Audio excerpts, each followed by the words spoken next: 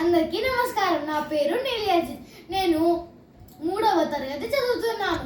నేను ఈరోజు చెప్పబోయే పాఠం పేరు సంచిలో ఏనుగు. అనగా ఒక రాజు ఉండేవాడు. ఆ రాజు పేరు శ్రీకృష్ణదేవరాయలు. ఆయన ఆస్థానంలో 8 మంది కవులు ఉన్నారు. అందులో వారి సభ పేరు భువన విజయం. అప్పుడు తన ఆస్థానంలో ఒకరు రామలింగడు, తెనాలి రామలింగడు. ఒకరోజు తెనాలి రామలింగడు ఆలస్యంగా వచ్చాడు. మహారాజు అడిగారు, నువ్వు ఆలస్యం రావడానికి కారణం ఏమిటి అని రాజుని అడిగి.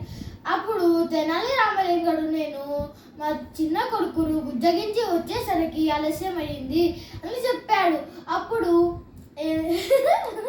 అని చెప్పి మహారాజు నవ్వాడు. ఏంది, చిన్నపిల్లలను బుజ్జగించడం ఇంత కష్టమైన పనా అని చెప్పి మహారాజు గారు నవ్వారు. అప్పుడు రామలింగడు, అవును మహారాజా, ఈ చిన్నపిల్లలను బుజ్జగించడం ఎంతో కష్టమైన పని అని చెప్పాడు.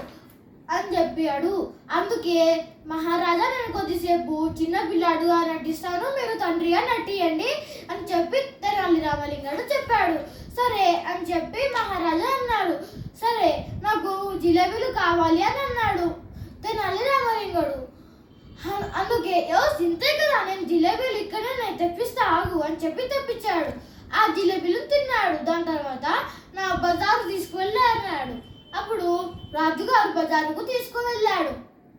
అప్పుడు అటు ఇటు ఉరుకుతూ ఒక కొట్టు ముందు ఆగి, నాకు ఒక రంగురంగుల సంచి కొనిపించమన్నాడు.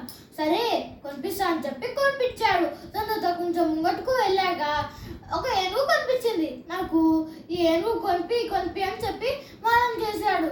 నీకు ఈ ఏనుగుతో పనేంది అని చెప్పాడు. నాకు ఇవేం తెలియదు, నాకు ఈ ఏనుగు కొనిపి అని చెప్పాడు రామలింగడు. సరే అని చెప్పి కొనిపించాడు. నాకు ఆ సంచిలో ఏనుగుని పెట్టు అని చెప్పి మారం చేశాడు. ఎట్లా పెడతారా ఇట్లా అని చెప్పి అప్పుడు రాజుగారు నెత్తిగొక్కున్నారు.